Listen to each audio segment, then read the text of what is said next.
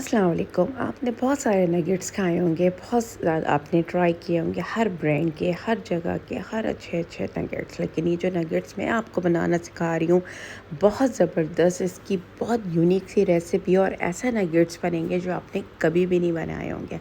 अपने बच्चों के लंच बॉक्सेस के लिए, गेस्ट के लिए और आपके फ्रीज़र में रखने के लिए कि आपका कब दिल चाहे और आप खाएँ।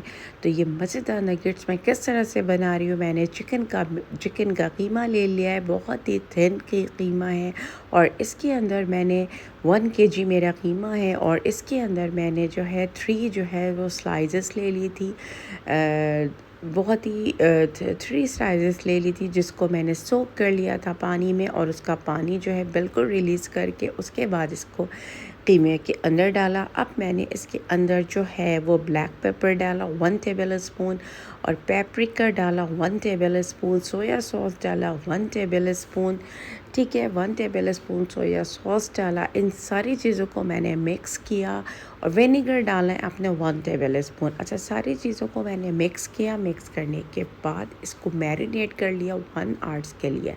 1 आवर्स के लिए मैरिनेट करने के बाद अब हम इसको सेट करेंगे बहुत अच्छे से ट्रे में हमने इसको सेट किया।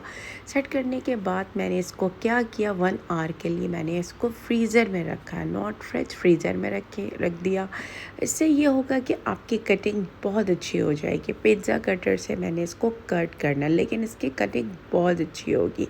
आप जब इसको फ्रीज़र में रखेंगे तब इसकी कटिंग इसकी बहुत अच्छे से हो जाएगी, ठीक है जी। अच्छा, ये बहुत ही इसके जो एजेस होंगे वो बहुत ही अच्छे और बहुत ही सही से इसकी कटिंग कीजिएगा, बहुत ही फाइन कटिंग कीजिएगा, मैसी ना लगे आपका ये नगेट्स, ठीक है। इसके जो एजेस होंगे जो बहुत रफ़ लग रहे होंगे उसके कॉर्नर्स आपने निकाल देने और वो भी आपके काम आ जाएगा, उसको हम दोबारा से बना लेंगे, ठीक है जी। बहुत अच्छे से इसके एजेस को हमने कट करना है और ये देखें ये किस तरह से मैं निकाल के आपको दिखा रही हूँ ना।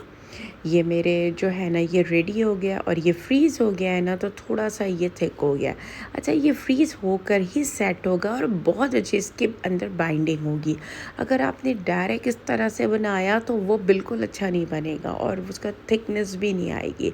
अच्छा जी, आप इसकी कोटिंग का प्रोसेस जो शुरू हुआ है तो मैंने इसमें ले लिया है मैदा लेना है, राइस फ्लावर बिल्कुल भी नहीं लेना। अच्छा, मैदा लेने के बाद अब मैं क्या कर रही हूँ, इसके अंदर मैंने एग के अंदर डिप किया, मैदे में पहले डिप किया, कोट किया, उसके बाद एग के अंदर डिप किया।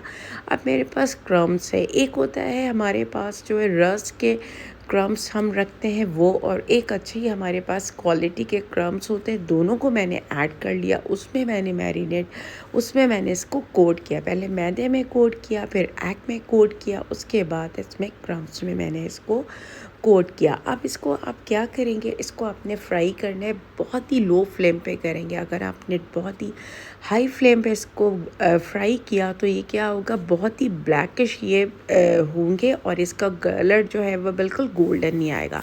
अच्छा, इसमें एक चीज़ है, ऑप्शनल है, अगर आप चाहें तो इसके अंदर चीज़ भी ऐड कर सकते हैं, चीज़ नगेट्स भी होते हैं, आप उसमें ऐड कर लें, सेम आपकी रेसिपी होगी, बस आपने इसमें चीज़ ऐड करना है। अच्छा जी, इसको मैंने जो है बहुत अच्छे से फ्राई करना है, लो फ्लेम पे फ्राई करना है। साथ में मैंने इसके फ्राइज़ दिए, वो भी होममेड थे। ये देखिए कितने अच्छे क्रिस्पी से आपके जो है नगेट्स फ्राई होंगे। आप इसको ज़रूर ट्राई कीजिएगा, आप यकीन करें, आप बाज़ार के नगेट्स लेना भूल जाएंगे, इतने क्रिस्पी, इतने मज़ेदार ये नगेट्स होते हैं। मैं आपको फर्स्ट टाइम ये रेसिपी दे रही हूँ, ये मेरी रेसिपी आपको कहीं नहीं मिलेगी, गारंटी है, ठीक है। जिसको ट्राई कीजिए, मुझे बताइए आपको मेरी रेसिपी कैसे लगी।